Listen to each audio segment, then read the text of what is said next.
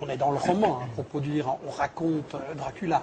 En réalité, le problème n'est pas... La chose intéressante n'est pas ce qu'on vient de dire, c'est tout ce qu'on cache.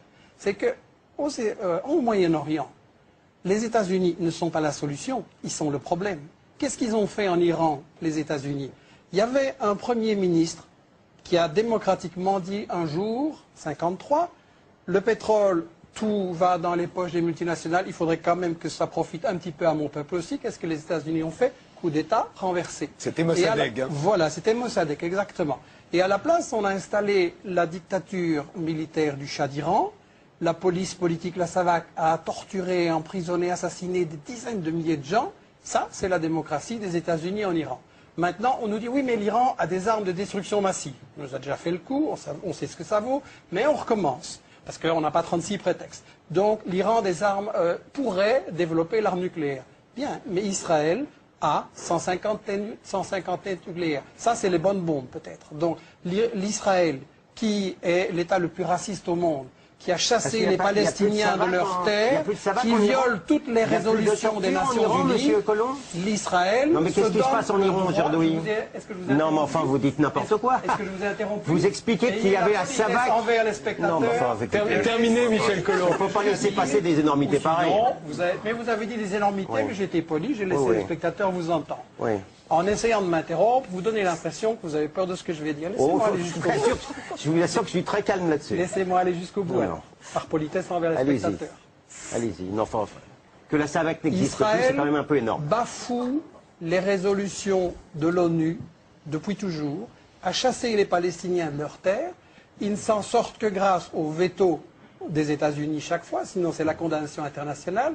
Le problème ne va pas être résolu par les États-Unis et Israël, c'est eux le problème. On ne peut pas avoir une paix au Moyen-Orient tant qu'on a un État colonialiste qui place les Palestiniens dans les camps de concentration. Il n'y aura pas de paix sans la justice, c'est aussi simple que ça.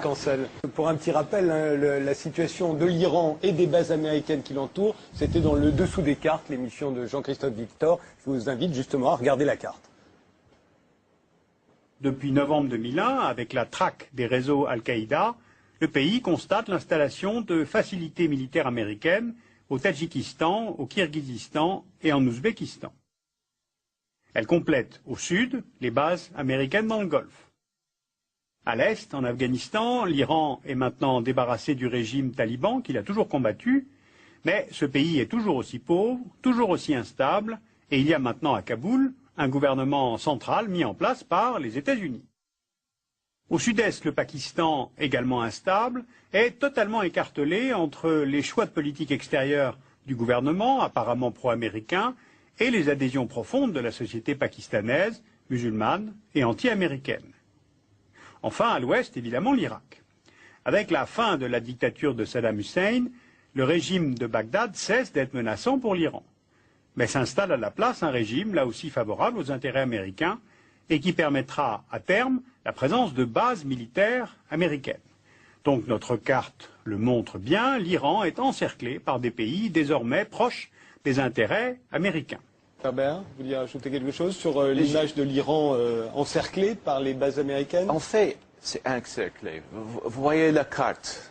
Il y a deux armées, grandes armées américaines à la frontière. Et c'est Bush qui a menacé beaucoup de fois l'Iran. C'est en fait les États-Unis peuvent attaquer l'Iran. Il y a, comment dirais-je, une paranoïa de la part des Iraniens. Justement, paranoïa de la part des Iraniens qui ferait suite aux menaces nombreuses des Américains. On se souvient que les Américains avaient d'ores et déjà menacé l'Irak avant de l'envahir. On a entendu George Bush avant-hier, dans son discours de sortie, comme on les appelle, reconnaître une erreur. Ce serait d'avoir cru le renseignement en 2003. On va écouter tout de suite George Bush se confessant. The biggest regret of all the presidency has to have been the intelligence failure in Iraq. A lot of people put their reputations on the line and said, the weapons of mass destruction is a reason to remove Saddam Hussein. It wasn't just people in my administration, and that's not a do-over. But I wish the intelligence had been different, I guess. Vous y croyez, George Bush, Non, victime du renseignement américain, vous qui Non, avez été chef de la CIA? Il ment 100%.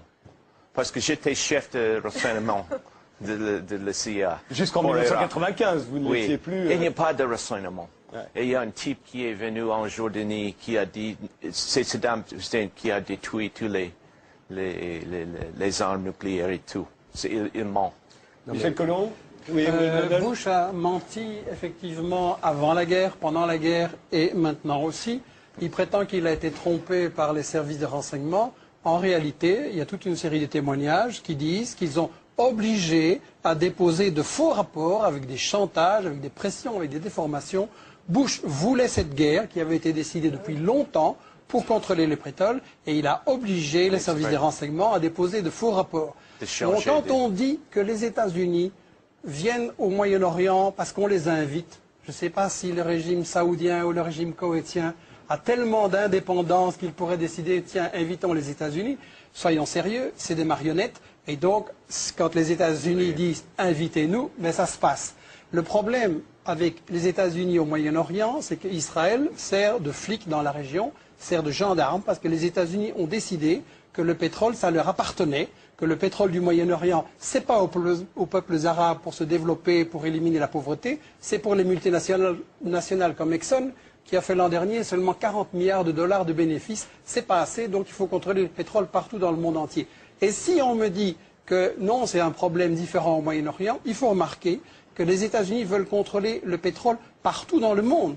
Chavez, on a essayé de faire un coup d'État et de l'assassiner parce qu'il voulait aussi utiliser l'argent du pétrole pour éliminer la pauvreté. On a essayé le même coup avec Evo Morales en Bolivie. Maintenant, en Afrique, dès qu'on découvre du pétrole, après 5 minutes, les États-Unis sont là et disent « il nous faut une base militaire, on va envoyer la flotte, etc. » Le problème, c'est que les États-Unis ont décidé que le pétrole, ça leur appartient partout dans le monde et qu'ils veulent le contrôler partout. Un, pour les bénéfices énormes que ça rapporte, et deux, comme moyen de chantage, pour faire le chantage sur l'Europe, sur le Japon, sur la Chine, sur l'Inde, sur toutes les autres puissances, pour ainsi les bloquer avec le chantage énergétique. Donc Israël, il sert juste de flic dans cette stratégie-là. William. Très généreux, parce qu'en réalité, les États-Unis ont essayé d'empêcher l'approvisionnement de la Chine en pétrole et en gaz, et de contrôler le pétrole et le gaz de la mer Caspienne et de l'Asie centrale. Et donc, contre la domination des États-Unis sur le pétrole dans le monde entier, parce que ce ne sont pas des guerres de religion, ce sont des guerres économiques, ce sont des guerres pour le fric, il faut le dire. Contre cette domination, il y a maintenant en Asie un phénomène nouveau et important, c'est que la Russie, la Chine et une série de républiques d'Asie centrale se sont unies dans l'organisation de la coopération de Shanghai, qui est un phénomène très très important, avec l'Inde, l'Iran, etc., le Pakistan, je crois, comme observateurs.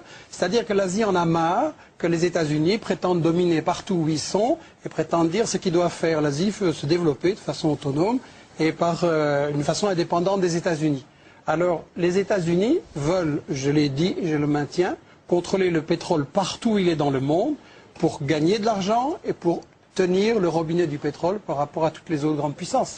Là, on est dans une Et représentation. vous le trouvez dans des textes des États-Unis. Il faut lire les revues militaires. Là, maintenant, il y a les choses qu'on dit à la télévision. Mais en réalité, quand vous lisez les revues militaires stratégiques des États-Unis ou les trucs du Wall Street Journal, etc., ils disent bien, nous devons contrôler le pétrole nous-mêmes. Oui, Et ici, on est dans une représentation de télévision et on m'a accusé d'être anti-israélien et que je calomniais Israël et que je les porterais comme je m'attendais, parce que je sais que vous êtes dans un lobby israélien. Je vais vous prendre une petite déclaration de David Ben Gurion, certainement une source que vous allez respecter, qui disait, donc c'est le fondateur de l'État d'Israël en 1948, qui disait « Si j'étais un leader arabe, je ne signerais jamais un accord avec Israël, c'est normal, nous avons pris leur pays, ils ne voient qu'une seule chose, nous sommes venus et nous avons volé leurs terres, pourquoi devraient-ils accepter cela ?»